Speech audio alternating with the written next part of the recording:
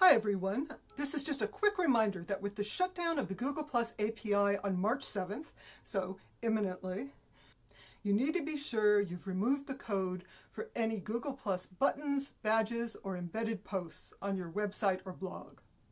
If you have a Blogger blog and you used the Blogger Google Plus Follower or Google Plus One gadget, Blogger should have removed those from your blog's layout already. But if you added the Google Plus plugin code manually, for example, to an HTML JavaScript gadget or in a post, you're going to have to remove that code manually.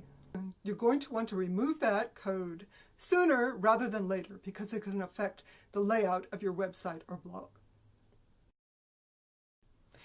If you found this video helpful, be sure to subscribe for more creator tips and tutorials.